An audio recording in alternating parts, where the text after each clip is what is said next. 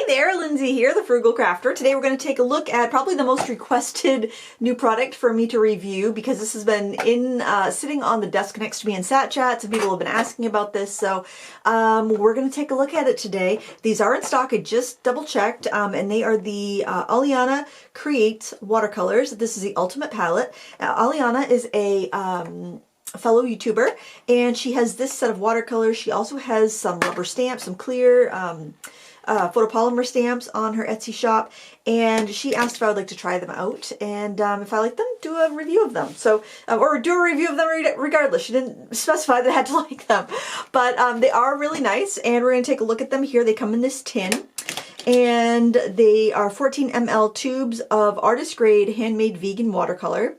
The pigment information is on them. Now, like this one here, we'll go through each color and the pigment information. This color is called Strawberry Velvet. It's a granulating pinkish color. The colors included are PV19, PR233, and PY3. So that is like your quinacridone red, your Potter's Pink, and your Hansa Yellow. The next color we have is quinacridone Gold Deep. The colors here are we've got PR101 and PY150. That's like your azo yellow and your iron oxide. I used a tube crimper when I was squirting out some colors, so I like to do that to keep air out of the tube. This is green gold deep, and this is pigment PY129, which is also a green gold. We have PG7, which is phthalo green, and PY3, which is Hansa yellow. And then also on these, we have permanence ratings, AAA, which I'm assuming is very permanent because the colors that she's used for the most part are pretty. I mean, Hansa yellow has a little bit of controversy about it, but for the most part, I would say these are pretty trustworthy colors. This one is chartreuse, and it is PY3, which is again Hansa yellow, and PG7, which is phthalo green. Then we have Cobalt Teal, which is PB28, and PY150, which is the green gold, and or Azo Yellow, Azo Green Gold, and PB28, which is a Cobalt Blue. Usually Cobalt Teal is a PG50, but PB28 is also used because they can, depending on how a pigment is treated, it can give you more of a greenish tone, give you more of a brighter tone. So it is still cobalt teal or cobalt blue color, and that's what we have here. Now, one of the things that she mentioned was that they're going to be looking for new caps. These caps, they are a flip-up style cap, but she doesn't recommend using them like that. So if you do order these and you get these caps, she still recommends you twist them off. The ends need to be punctured, which was a little bit of a pain to get it, because they are pretty wide too, but when you puncture it, you get like a small hole. So it was a little bit messy, but she's hoping to not have the punctured cap, the punctured ends or the sealed ends. She's hoping to have regular caps and open neck of the tube eventually. So I'm not sure if you order now what you'll get. I think you'll probably get these because these were, I think, a restock in December. So that's what they look like in this tin that you could repurpose for a palette if you wanted to. Let's take a look at these dried down in pans. They dried down really well. I put them in full pans because that's my preference, especially with granulating watercolors. I like to have I like to be able to get a big juicy brush in there so I can get a lot of paint out. She said that 4 of the colors are granulating and 2 are super granulating. I was really only getting granulation from 3 colors, and I'll show you here really quick a little artwork that I did with them, plus a little color wheel with them. So I got some good granulations from the Strawberry Velvet, from the Potter's Pink that's in there. Also good granulations from the Cobalt Teal, because of the Cobalt Blue in there. And the brownish color, that, what do you call that? Is that a quin brown? Quinacridone Gold. That also had some good granulation. I didn't have too much granulation from either of the greens. The chartreuse, definitely not. I guess there could be maybe a little bit there. It just wasn't showing up in this palette. Maybe it settled out a little bit. So I took some of these colors here, mixed them with one another just to kind of see, like the cobalt blue and the chartreuse made a really pretty kind of seafoam patina-like green. The strawberry velvet with some of the Quin Gold Deep made an interesting kind of like rusty peach color. So I think honestly the best use of these is to use them with your other colors here. I just took a basic set of just some kind of split primary colors that I had there from Da Vinci, and I mixed them in with the colors from the Alyona watercolor creations. And I really liked the texture and whatnot they added to these colors. There isn't a lot of gloss in these. Actually, there's no gloss in these. I wouldn't say they're chalky, but just they have a very matte finish. They say there's no, she says there's no extenders or fillers in them. So maybe it's just like a little bit less binder. Even in the pans, they look kind of matte. So, but I wouldn't say they look chalky, but you can definitely see the colors split apart, which is what you'd want in a granulating color. They are a bit on the pricey side. They are $95.82 for this kit here. That brings it down to $19.16 per tube. And the stamp sets that I used one of her stamps to stamp that wheel there. I'll show you the set here. The stamp sets are $25.55. Here you can see what's in this one right here. She also has some interesting face, like art journaling stamps and whatnot, which you may find interesting. I don't think that's unreasonable for the quality. You can smell these are definitely high quality photopolymer stamps, not like silicone stamps.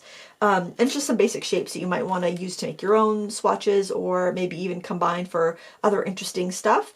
I just used the color wheel there to test the quality of the stamp, and this is on cold press Arches paper, so it is a very rough paper, but it's stamped fine on there, so I have no qualms recommending either.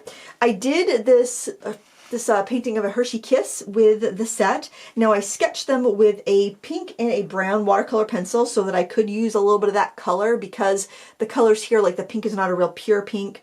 The colors are all kind of muted, so by using the brown pencil and the pink pencil, I was able to get the chocolate color of the Chocolate Kiss and also the pinker, brighter pink of the wrapper. I did use a little colored pencil in there and a little white paint pen as well.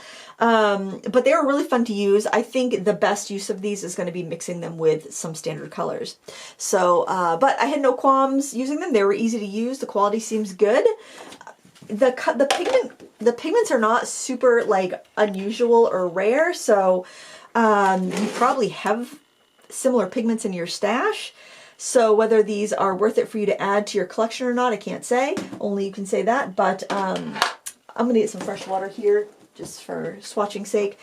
But I would say that you know, you probably have colors in your stash. You can make up a lot of these convenience colors. They're all mixes, so you know, when you have a duplicate pigment color, you often will sacrifice a little vibrancy from that. So let's just swatch these out so you can kind of see how they go. I haven't committed them to a palette. I think I'll want to put them in with something.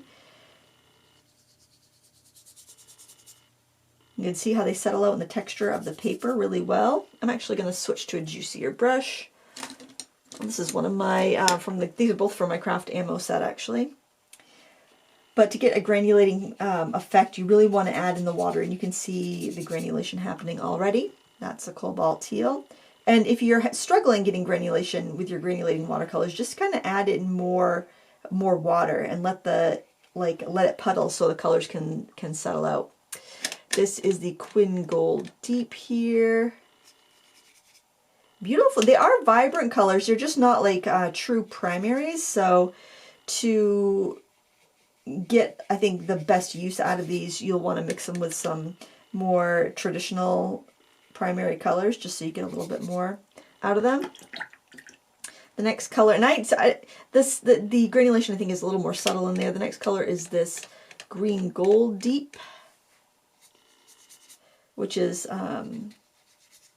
looks like kind of your typical green gold. The next color we have would be, let's do this for chartreuse next. But you can see they do rewet really well. I don't have to do any digging or anything, and they're ready to go. And I poured these probably a couple weeks ago, so they're not like, you know, semi-moist in there. They've been sitting. I mean, I did use them today, but and then Strawberry Velvet, which I think is probably the most interesting color here. It's kind of a bloody pinkish red.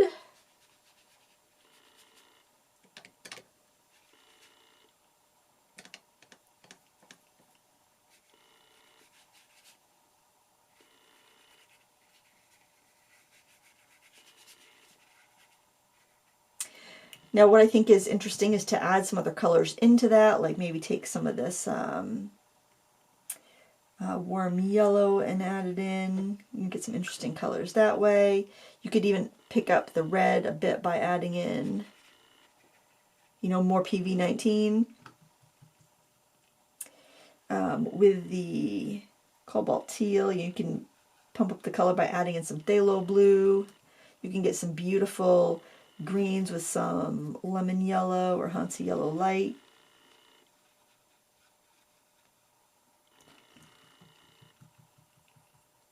You can get some pretty effects with some yellow ochre, get some kind of grade, some grade sagey greens in there. You can mix in some like Quin Rose and get kind of like a grayish purple, like a gray lavender color, and get that texture. So that's really neat. I didn't see these for sale open stock, like individual tubes, but maybe that's something that's going to come along. I only saw the set. But I definitely think these would be fun to mix with, especially if you just had those with your basic split primary colors. I think it would be really fun. It's hard to say value-wise. I am hesitant to be too critical of a fellow YouTuber because I know how hard it is to come up with products, especially handmade products. So that's really pretty, the phthalo blue with that green gold deep. And just products in general, it is difficult to create affordable products. I think if you like her content and you want to support her, this is a great way to do it. You're getting a good quality paint. I have no problems at all with any of the quality of this. I think it's really lovely. It was fun to work with, and I think if you're just kind of looking for something that's a little bit different, and you want to give these a try, I don't think you'll be disappointed. They're fun. I like the mixing. I love the mixing with the other colors. On their own, I feel like, okay, they're all right on their own, but I wouldn't say that I would personally use them just on their own because I like a little bit more saturation in my colors, but I like that I can pull out some of the textured effects. It's also fun to paint with a curated palette. Like I've been using the Gansai Tampi Art Nouveau set. It's fun to paint with those unusual colors, even though I typically would go for more saturated bright colors myself. And it was fun to paint this painting using primarily those colors and figuring out how I can shift to make things more vibrant. Like putting the green next to the pink makes the pink more vibrant, even though that color's not a really vibrant pink. Just the fact that it's situated next to that bright seafoamy green helps it out. Look at how the granulation really works by adding these other colors. The colors I added to that weren't granulating, but they separate from the granulation from the strawberry velvet color, and it gives us a really beautiful texture there. So do I recommend them? Sure, I do. If they're in your budget and you like them, I don't think you'll be disappointed. There was no red flags. You're not going to get a ton of movement with these because they don't contain oxgall, but they didn't seem like, I mean, like they blended and mixed. They didn't whoosh out crazily. You know, you wouldn't expect that with a handmade watercolor that doesn't contain oxgall. But yeah, I mean, it's pretty transparent. They tell you what's in them. Yeah, they're a little high for the pigments that they use, to be honest. Because those aren't terribly expensive pigments that are used in these paints. Probably PB28 is probably the most expensive pigment that's used in here. So, and yeah, you could probably mix it with stuff you already have at home. So, but it's up to you. It's up to you. I like them. They're fun. They're something different. And I really enjoy painting with them. So that's what I gotta say about these. I think I did show you this swatch too. This was just some other just swatching around and playing with the colors with some basics. A lot of fun. If you've been on the fence about them, you just wanted to see how they looked, and you're comfortable with the price, then go for it. I want to thank Alyona for sending me these paints, and I will put them in another set where I will get more use of them than just sitting here by themselves. Because sitting here by themselves, I'm not going to use them as much as if I have them in another set. So that's what I would recommend you do if you do get a like super granulating set or something that's a little quirky and weird. Mix them with what you already have, because they are a good addition to your supply stash. Should make your other supplies more versatile and more useful. And I do think that this does that. So, you know, that's definitely a thumbs up. You can let me know what you think in the comments below. If you have any questions, you can leave them down below. I'll answer them if I can. Or you could check out her videos that go over this palette in more detail. I didn't want to watch that before I did my review because I don't like to be biased. I just had the information that she sent me along with the paints so that I could have a little more information about these. But yes, if you want more information, absolutely check those out. I will link to her YouTube channel in the video description so you can. And I hope you found this useful. Thank you so much for watching. And until next time, happy crafting. Bye.